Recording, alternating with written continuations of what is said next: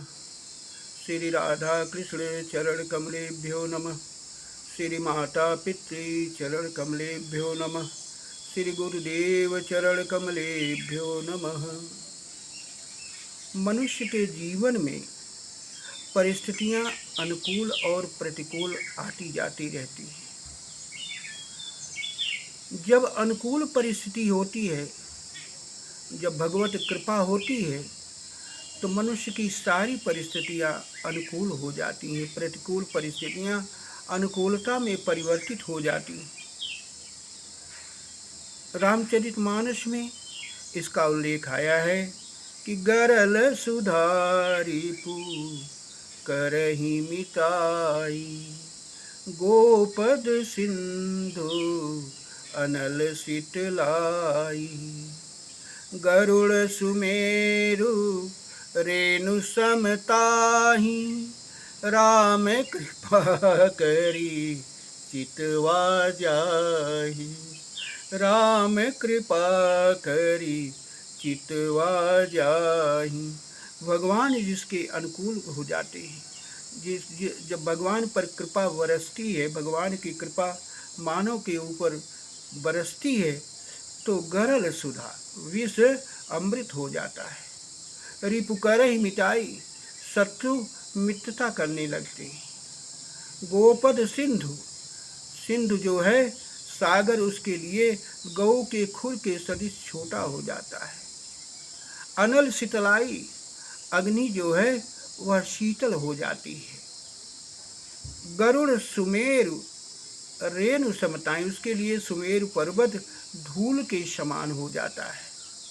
राम कृपा कर चितवा जाहि, जिसके ऊपर भगवान कृपा करते हैं, अपनी कृपा की बरसात करते हैं।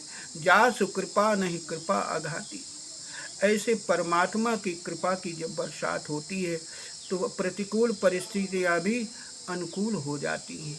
लेकिन अगर परमात्मा की कृपा नहीं होती है तो वही परिस्थितियाँ उल्टी हो जाती हैं। मातु मृत्यु पितु शमन समाना, सुधा होई विष सुनु हरि जाना, मित्र करई सत रिपु कई कर दी, ताकह विबुध नदी बैतरनी, सब जग ताहि अनलहु ते ताता, जे रघुवीर विमुख सुनु भ्राता, जे रघुवीर विमुख सुनु भ्राता। भगवान अगर विमुख हो जाए, भगवान अगर प्रतिकूल हो जाते हैं, तो जो है वही अमृत विष हो जाता है। मित्र शत्रु हो जाते हैं। माता जो जन्मदात्री होती है, माता वो मृत्यु के समान जो है व्यवहार करने लगती है। पिता यमराज के समान हो जाता है। सारी परिस्थितियां प्रतिकूल हो जाती हैं। छोटी छोटी नदियां उसके लिए बैतरणी नदी के समान हो जाती हैं और सारा जगत उसके लिए दाहक प्रतीत होता है।